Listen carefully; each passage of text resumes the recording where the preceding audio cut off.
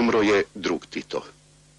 To su večera saopštili Centralni komitet Saveza komunista Jugoslavije i Predsjedništvo Socijalističke Federativne Republike Jugoslavije.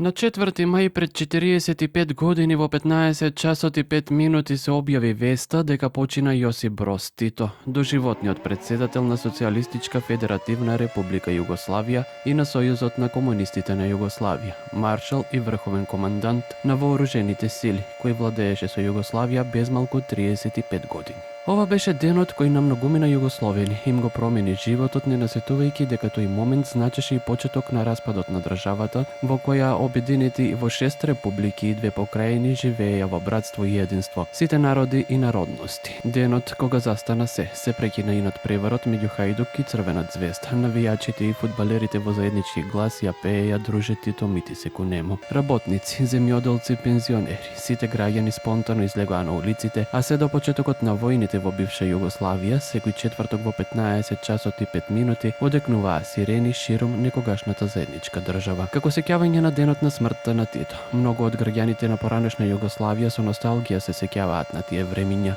како на период од животот во кој биле слободни да патуваат, сите деца биле исти, немало поделби на класи, оделе на екскурзии, летувања, работни акции, имало работа за сите и имало се за сите. Јосип Броз Тито има големи заслуги за формирање на правата македонска држава.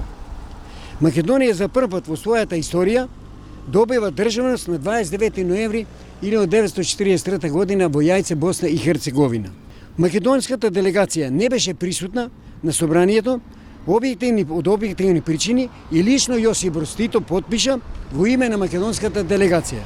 Македонија за прв пат добија државност, свој мајчин јазик, култура и историја. Другарот Тито во 1948 година ја отфрли резолуцијата на информбирото на комунистичките партии и се спротистави на силниот притисок на Сталин, пошто со години вешто балансираше меѓу источниот и западниот блок, освојувајќи ја единствената позиција на Југославија како лидер на движењето на неврзаните.